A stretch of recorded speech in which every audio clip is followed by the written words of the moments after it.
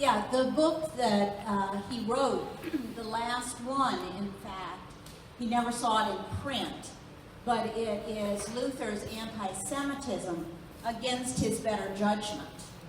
And he said as he was doing the research for that book, he was just amazed at what he found, that Luther from early days was a man of his time. And he held those ideas about the Jews that Jane just brought up.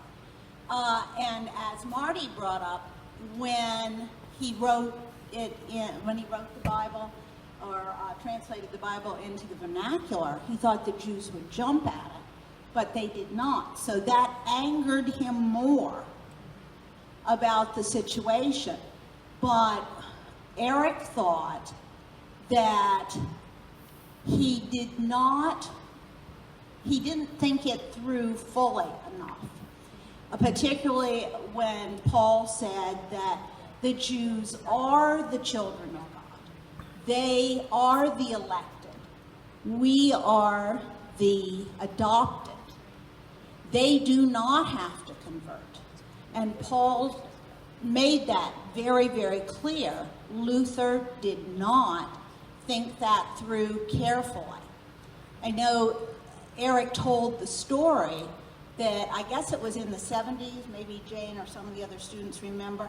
He had debated in New York City with Mark Tannenbaum, a very famous Jewish rabbi. And he said to Mark, what can I say? He said this, it's written, it is there. And the rabbi's response was, big men make big mistakes. And so it's a small book. I think Jane remembers at the Luther Congress in Copenhagen, Eric tried his very best to get the Germans to start talking about anti-Semitism. And they just would not pick it up. But lately, in the past couple years, there's more written about it. Eric thought that his best book was Martin Luther, God's Court Jester. He thought that his second best book was Anti-Semitism. So if you haven't read it, it's short. I'll give a advertisement. It is there, if my assistant will hold it up.